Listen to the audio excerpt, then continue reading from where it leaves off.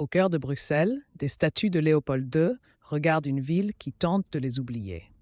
Ces monuments, vestiges du Congo libre, incarnent un passé violent où 10 millions de vies furent sacrifiées pour le caoutchouc.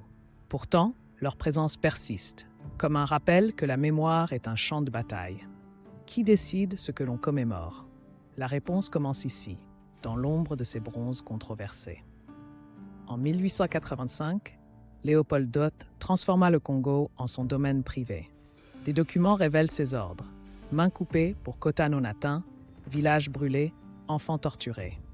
Pendant 23 ans, ce système génocidaire rapporta 1,1 milliard de francs belges actuels. Les archives montrent des calculs précis de productivité humaine, où la vie n'avait qu'une valeur comptable. Cette bureaucratie de la mort fut soigneusement cachée. Les récits des survivants congolais brisent le silence. Nsala, photographié en 1904 contemplant la main et le pied de sa fille, symbolise ses voix étouffées.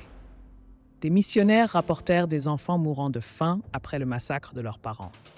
Aujourd'hui, des collectifs congolais exhument ces témoignages, prouvant que la mémoire survit malgré les tentatives belges d'effacement.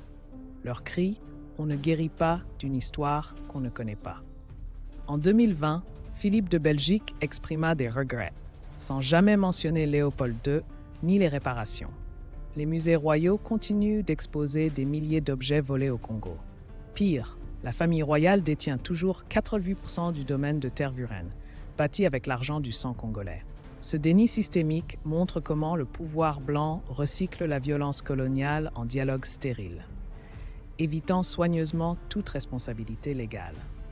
Aujourd'hui, des artistes congolais comme Balogi transforment les archives coloniales en art subversif.